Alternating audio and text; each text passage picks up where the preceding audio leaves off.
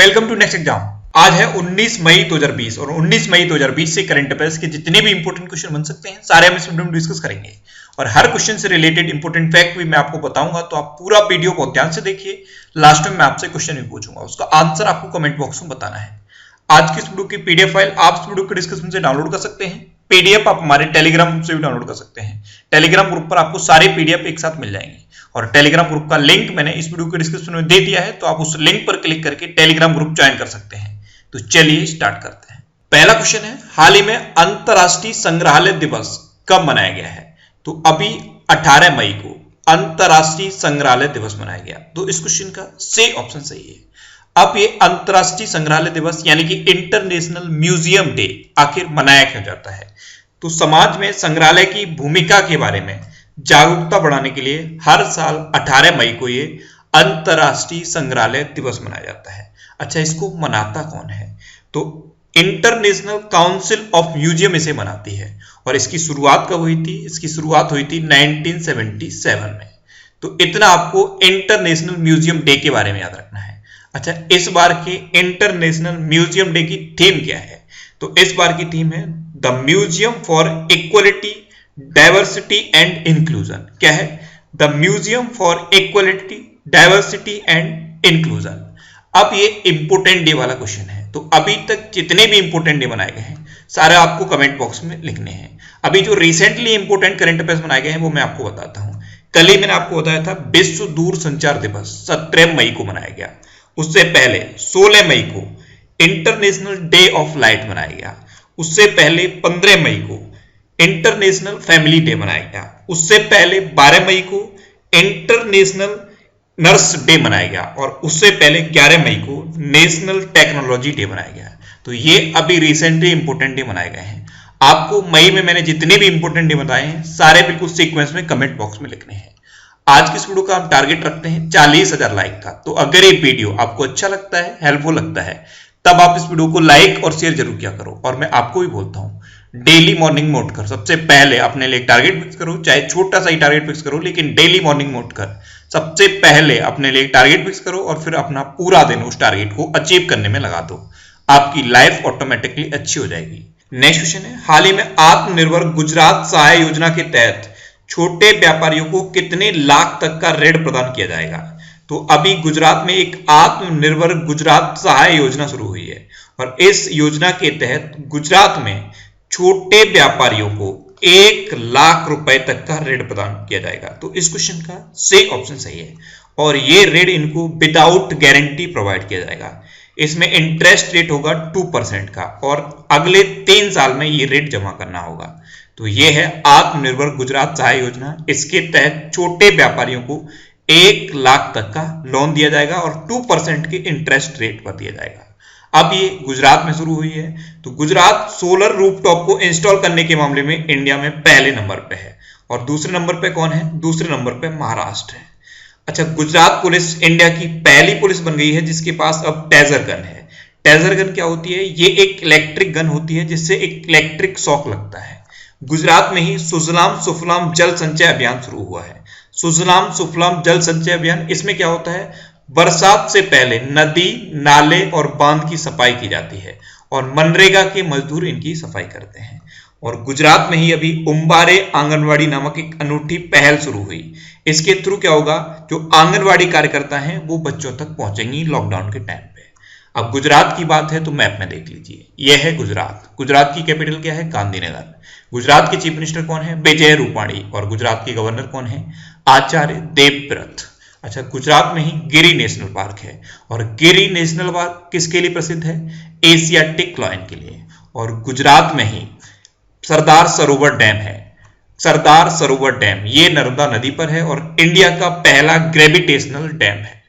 Next question है, हाल ही में किसने घोषणा की है कि कोविड-19 की वजह से वैश्विक अर्थव्यवस्था को 5,800 से 8,800 अरब डॉलर का नुकसान हो सकता है? तो ये घोषणा की है एडीबी ने। एडीबी यानी कि एशियन डेवलपमेंट बैंक। तो इस क्वेश्चन का बी ऑप्शन सही है। एशियन डेवलपमेंट बैंक, इसकी स्थापना कब हुई थी? 1966 में। इसका हेडक्वार्टर कहां पे है? मनीला में। और मनीला कहां पे है? फिलीपींस में। और इसके प्रेजेंट टाइम पे अध्यक्ष कौन है? मत्सात्सुग अस्कवा। कौन है? मत्सात्सुग अस्कवा। नेक्स्ट क्वेश्चन है, हाल ही में नाबार्ड ने किस राज्य के लिए 1500 करोड़ रुपए की मंजूरी दी है? तो अभी नाबार्ड ने पंजाब के लिए 1500 करोड़ रुपए की मंजूरी दी है। तो इस क्वेश्चन का बी ऑप्शन सही है। नाबार्ड यानी कि national bank for agriculture and rural development, इसने अभी पंजाब को 1500 करोड़ रुपए की मंजूरी दी है, जिससे कि पंजाब में जो किसान हैं उनको आसानी से लोन प्रोवाइड किया जा सके। अब ये मंजूरी पंजाब को दी गई है, तो ये है मैप में पंजाब। पंजाब की कैपिटल क्या है? चंडीगढ़। पंजाब के चीफ मिनिस्टर कौन है? कैप्टन अमरिंदर सिंह। और पंजाब के प्रेजेंट टाइम पे गवर्नर कौन है? BP Singh Badnore. Next question है, हाल ही में राष्ट्रीय प्रवासी सूचना प्रणाली डैशबोर्ड किसने तैयार किया है?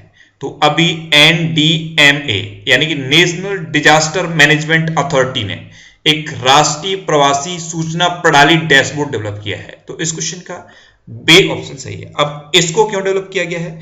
प्रवासियों के आंदोलन के बारे में जानकारी जुटाने के लिए और अलग अलग राज्यों में जो प्रवासी फंसे हुए हैं, जो मजदूर फंसे हुए हैं, उनके बारे में जानकारी प्रोवाइड करने के लिए और उनका आवागमन सुगम करने के लिए ये एक ऑनलाइन राष्ट्रीय प्रवासी सूचना प्रणाली डैशबोर्ड डेवलप किया गया है। नेक्स्ट क्वेश्चन है, हाल ही में Wuhan diaries dispatches from a quarantine city नामक पुस्तक किसके द्वारा लिखी गई है? तो ये एक बुक लिखी गई है, Wuhan diaries dispatches from a quarantine city. इसको फांग फांग ने लिखा है। तो इस क्वेश्चन का ए ऑप्शन सही है। ये है चाइनीज लेखक फांग फांग। इन्होंने ही Wuhan diaries dispatches from a quarantine city नाम की एक बुक लिखी है। तो इस बुक का नाम आपको याद रखना है और इसके राइटर का नाम आपको याद रखना है। नेक्स्ट क्वेश्चन है, हाल ही में किस राज्य को चक्रवात अम्फान के खिलाफ चेतावनी जारी की गई है? तो अभी उड़ीसा को चक्रवात अम्फान के खिलाफ चेतावनी जारी की गई। तो इस क्वेश्चन का सी ऑप्शन सही है। वैसे तो इस चक्रवात का इफेक्ट और भी कई राज्यों में होगा, लेकिन इसका सबसे ज्यादा इफेक्ट उड़ीसा में होगा, इसीलिए उड़ीसा को चेतावनी जारी कर दी गई है। अच्छा, इस चक्रवात का नाम अम्फान किसने रखा है? थाईलैंड ने यह नाम दिया है अम्फान। तो ये भी आप याद कर लीजिए। नेक्स्ट क्वेश्चन है, हाल ही में किस राज्य सरकार ने चरण पादुका पहल की शुरुआत की है? तो अभी मध्य प्रदेश गवर्नमेंट ने चरण पादुका पहल की शुरुआत की। तो इस क्वेश्चन का बी ऑप्शन सही है। अब ये क्या है चरण पादुका पहल? तो अभी आपने देखा होगा प्रवासी मजदूर पैदल पैदल ही अपने घर को जा रहे हैं। हर राज्य में प्रवासी मजदूर हैं जो अपने घर के लिए पैदल ही चल दिए हैं। उनमें बहुत सारी महिलाएं, बच्चे ऐसे हैं जिनके पैरों में चप्पल तक नहीं है। तो उन लोगों को इस पहल के थ्रू चप्पल प्रोवाइड की जाएगी। तो इसका नाम दिया गया है चरण पादुका पहल और इसकी शुरुआत मध्य प्रदेश गवर्नमेंट ने की है। अच्छा, मध्य प्रदेश ने की तो मध्य प्रदेश में अभी जीवन अमृत योजना भी शुरू हुई है। इसमें क्या होगा? त्रिकूट चूर्ण डिस्ट्रीब्यूट किया जाएगा जिससे कि लोगों की इम्यूनिटी बढ़ जाए। मध्य प्रदेश में ही जीवन शक्ति योजना भी शुरू हुई है। इसमें क्या होगा? महिलाएं मास्क बनाएंगी और 11 रुपए पर मास्क के हिसाब से अपने मास्क को गवर्नमेंट को सेल कर सकते हैं। मध्य प्रदेश में ही टॉप पेरेंट ऐप लॉन्च हुआ है और मध्य प्रदेश में ही रेडियो स्कूल भी शुरू हुए हैं स्टूडेंट्स के लिए। मध्य प्रदेश के उमरिया डिस्ट्रिक्ट में संकल्प योजना शुरू हुई है। ये बुजुर्गों को सहायता प्रदान करने के लिए है। और मध्य प्रदेश के जो अभी चीफ मिनिस्टर बने हैं शिवराज सिंह चौहान, इन्होंने फिर से मुख्यमंत्री जन कल्याण संबल योजना शुरू कर दी है। अच्छा, मध्य प्रदेश की बात है तो आप मैप में भी देख लीजिए। यह है मध्य प्रदेश। मध्य प्रदेश की कैपिटल क्या है? भोपाल। मध्य प्रदेश के चीफ मिनिस्टर कौन है? शिवराज सिंह चौहान। और मध्य प्रदेश के प्रेजेंट टाइम पे गवर्नर कौन है? लालजी टंडन। अच्छा, मध्य प्रदेश ने अभी जो मिड डे मील का राशन है उसको प्रोवाइड करना शुरू कर दिया है। ऐसा करने वाला पहला राज्य बन गया है मध्य प्रदेश। और मध्य प्रदेश में ही अभी FIR आपके द्वार योजना भी शुरू हुई है। मध्य प्रदेश में ही मिर्च महोत्सव हुआ था और मध्य प्रदेश में ही तानसेन महोत्सव भी हुआ था। अच्छा, मध्य प्रदेश के इंपोर्टेंट नेशनल पार्क भी मैं आपको हर बार बताता हूं। कौन कौन से इंपोर्टेंट नेशनल पार्क हैं? कान्हा, बांधवगढ़, माधव, संजय और सतपुड़ा नेशनल पार्क। और एक और है पेंच नेशनल पार्क। ये मध्य प्रदेश और महाराष्ट्र दोनों राज्यों में फैला है। नेक्स्ट क्वेश्चन है, हाल ही में जारी गाइडलाइंस के अनुसार आरोग्य सेतु ऐप के डाटा को कितने दिनों तक रखा जा सकता है? तो अभी नई गाइडलाइंस जारी की गई हैं और इन गाइडलाइंस के अकॉर्डिंग आरोग्य सेतु ऐप का जो डाटा है उसको अब 180 दिनों तक के लिए रखा जा सकता है। तो इस क्वेश्चन का सही ऑप्शन सही है। जब से ये ऐप लॉन्च हुई है आरोग्य सेतु ऐप, तब से यही क्वेश्चन है कि इससे डाटा लीक होता है। जब भी आपकी लोकेशन ट्रैक की जाती है तो डाटा के लीक होने का चांस ज्यादा रहता है, इसीलिए बार बार नई गाइडलाइन जारी की जा रही हैं। और अब ये नई गाइडलाइंस आई हैं कि आरोग्य सेतु ऐप का जो डाटा है उसे सिर्फ 180 दिनों तक के लिए ही रखा जा सकता है। नेक्स्ट क्वेश्चन है, हाल ही में बेंजामिन नेतन्याहू किस देश के 5वीं बार प्रधानमंत्री बने हैं? तो अभी इजराइल के 5वीं बार प्रधानमंत्री बन गए बेंजामिन नेतन्याहू। तो इस क्वेश्चन का बे ऑप्शन सही है। यह है बेंजामिन नेतन्याहू और यही अब इजराइल के 5वीं बार प्राइम मिनिस्टर बने हैं। अच्छा, इजराइल के बने हैं तो मैप में देखिए, यह है इजराइल। इजराइल की कैपिटल क्या है? यरूशलम। इसको यरूशलम भी कहते हैं, यरूशलम भी कहते हैं और जरूसलम भी कहते हैं, अलग अलग तरह से इसे प्रोनाउंस किया जाता है। अच्छा, इजराइल की करेंसी क्या है? Israeli new cycle. और इजराइल के अब नए प्राइम मिनिस्टर तो यही बन गए हैं बेंजामिन नेतन्याहू, ये 5वीं बार प्राइम मिनिस्टर बने हैं। अच्छा, इजराइल से रिलेटेड एक क्वेश्चन मैंने आपको बताया था और बहुत इंपॉर्टेंट है।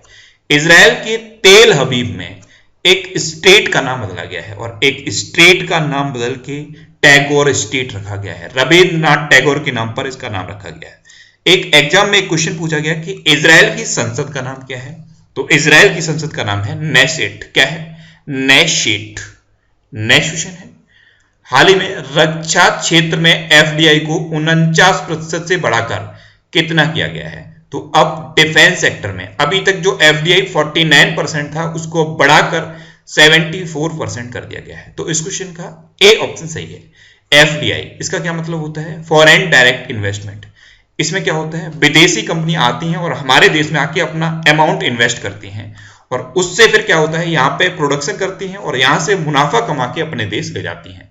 तो अभी तक डिफेंस के सेक्टर में सिर्फ 49% ही एफडीआई था, लेकिन अब विदेशी कंपनियां डिफेंस के सेक्टर में भी 74% तक इन्वेस्ट कर सकती हैं।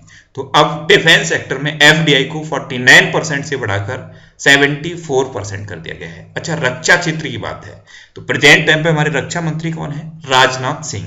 और राजनाथ सिंह से रिलेटेड एक क्वेश्चन अभी रिसेंटली मैंने आपको बताया था। लेपू लेक दर्रे के पास में एक रोड का उद्घाटन किया था राजनाथ सिंह ने। इससे क्या होगा? कैलाश मानसरोवर यात्रा आसान हो जाएगी। नेक्स्ट क्वेश्चन है, हाल ही में बिस्लरी ने किसके साथ समझौता किया है? तो अभी बिस्लरी ने अपने प्रोडक्ट्स को होम डिलीवरी देने के लिए जोमेटो के साथ समझौता किया है। तो इस क्वेश्चन का बी ऑप्शन सही है। बिस्लरी के जो प्रोडक्ट हैं अब उनको जोमेटो होम डिलीवरी के थ्रू लोगों को प्रोवाइड करेगा। अब जोमेटो की स्थापना कब हुई थी? 2008 में। अच्छा, इसका स्थापना कहां पे हुई थी? गुड़गांव में, और गुड़गांव में ही इसका हेडक्वार्टर है। और जोमेटो के प्रेजेंट टाइम पे सीईओ कौन है? दीपेंद्र गोयल। दीपेंद्र गोयल और पंकज चड्ढा ने मिलकर ही इसकी स्थापना की थी और प्रेजेंट टाइम पे दीपेंद्र गोयल ही इसके सीईओ हैं।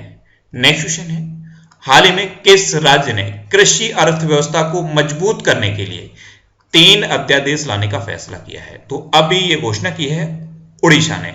उड़ीसा ने यह घोषणा की है कि उड़ीसा की अर्थव्यवस्था को मजबूत करने के लिए 3 नए अध्यादेश लाए जाएंगे। तो इस क्वेश्चन का सही ऑप्शन सही है। अब उड़ीसा की बात है तो मैप में देखिए, यह है उड़ीसा।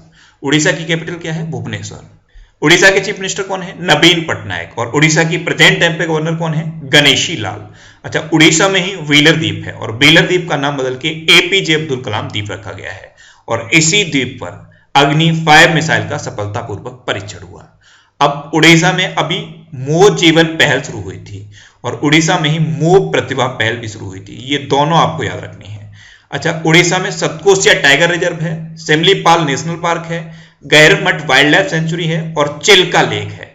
चिल्का लेक खारे पानी की इंडिया की सबसे बड़ी लेक है, ये याद रखना है। अच्छा, उड़ीसा का जो अभी हाई कोर्ट है उसके नए चीफ जस्टिस बने हैं मोहम्मद रफीक और उड़ीसा के चीफ मिनिस्टर नवीन पटनायक को हीरो टू एनिमल अवार्ड से अभी सम्मानित किया गया था। पैटा यानी कि people for the ethical treatment of animals, ये जानवरों के हितों के लिए काम करने वाली एक संस्था है। इसने नवीन पटनायक को हीरो टू एनिमल अवार्ड से सम्मानित किया था। तो इतना आपको उड़ीसा के बारे में याद रखना है। नेक्स्ट क्वेश्चन है, हाल ही में भारत ने किस देश को 30,000 कोविड-19 टेस्ट किट प्रदान किए हैं?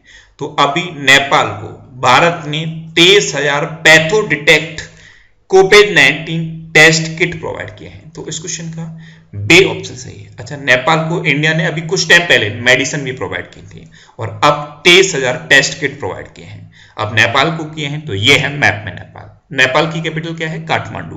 नेपाल की करेंसी क्या है? नेपाली रुपया। और नेपाल के प्रेजेंट टाइम पे प्राइम मिनिस्टर कौन है? केपी शर्मा ओली, यानी कि खड़ंग प्रसाद शर्मा ओली। और नेपाल की प्रेजेंट टाइम पे प्रेसिडेंट कौन है? विद्या देवी भंडारी। चलते हैं नेक्स्ट क्वेश्चन पे। नेक्स्ट क्वेश्चन है, हाल ही में किस मंत्रालय ने 400 करोड़ की DTIS योजना को मंजूरी दी है? तो अभी रक्षा मंत्रालय ने 400 करोड़ रुपए की DTIS योजना को मंजूरी दी। तो इस क्वेश्चन का बी ऑप्शन सही है। DTIS इसकी फुल फॉर्म क्या है? Defence testing infrastructure scheme. इसको अभी रक्षा मंत्रालय ने मंजूरी दे दी है। अब लास्ट वीडियो के क्वेश्चन का आंसर। लास्ट वीडियो में मैंने आपसे क्वेश्चन पूछा था कि हाल ही में आदिवासी युवाओं को कुशल बनाने के लिए गोल कार्यक्रम का शुभारंभ किसने किया? तो अभी अर्जुन मुंडा ने, हमारे प्रेजेंट टाइम पे जनजातीय मामलों के मंत्री हैं अर्जुन मुंडा, इन्होंने गोल कार्यक्रम का शुभारंभ किया। तो इस क्वेश्चन का सी ऑप्शन सही था और लगभग सभी स्टूडेंट ने इसका आंसर सही दिया। मोस्टली स्टूडेंट ने इसके बारे में डिटेल में लिखा। मैं आपको एक बार फिर बोलूंगा, क्वेश्चन के बारे में आपको जितना ज्यादा से ज्यादा पता हो आप लिखा करो, क्योंकि जो चीजें आप लिख देते हो फिर उन्हें आप कभी नहीं भूलते। अब आपके लिए आज का क्वेश्चन है, हाल ही में किस देश ने शेंगयुन 201 और 202 नामक 2 उपग्रह लॉन्च किए हैं? 4 ऑप्शन दिए गए हैं, इनमें से आपको अपना आंसर बताना है। और इसके अलावा हम हमारे फेसबुक पेज पर previous year question daily post करते हैं, तो आप फेसबुक पर नेक्स्ट एग्जाम सर्च करके हमारा फेसबुक पेज ज्वाइन कर सकते हैं, क्योंकि प्रीवियस ईयर क्वेश्चन आपको बहुत हेल्प करते हैं। अगर आपको किसी क्वेश्चन में कोई डाउट होता है या आपको अपने करियर से रिलेटेड भी कोई भी प्रॉब्लम है, तो आप इंस्टाग्राम पे इंद्रेश आरसी INDRESHRC इंस्टाग्राम पे इंद्रेश आरसी सर्च करके आप मेरे साथ जुड़ सकते हैं और कोई भी डाउट, कोई भी confusion without any hesitation discuss कर सकते हैं। अच्छा, आज के इस वीडियो का आप टारगेट जरूर याद रखना। आज के इस वीडियो का टारगेट है 40,000 लाइक का।